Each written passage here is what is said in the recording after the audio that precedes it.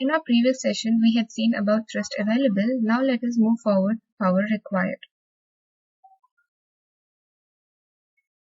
Power is precisely defined mechanical term. It is the energy per unit time. The power associated with moving an object can be illustrated by a block moving at constant velocity v under the influence of a constant force F. The block moves from left to right through distance in a time interval of t2 minus t1. Work is another precisely defined mechanical term. It is the force multiplied by the distance through which the force moves.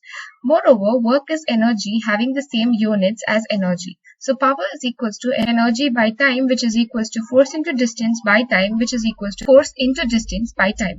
Hence we get power is equals to F d by t2 minus t1, which is equals to Fv, where d by t2 minus t1 is the velocity of the object.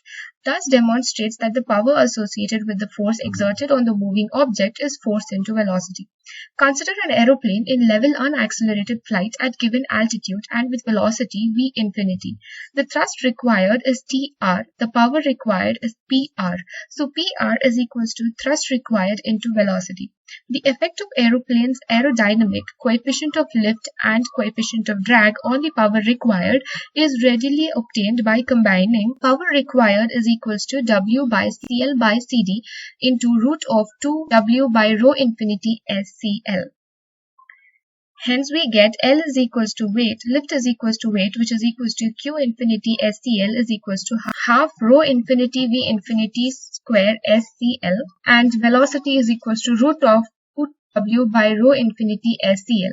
Substituting these two equations, we get power required is equals to W by CL CD root of 2W by rho infinity SCL. In contrast to the thrust required, which varies inversely as CL by CD, power required varies inversely as CL to the power 3 by 2 by CD.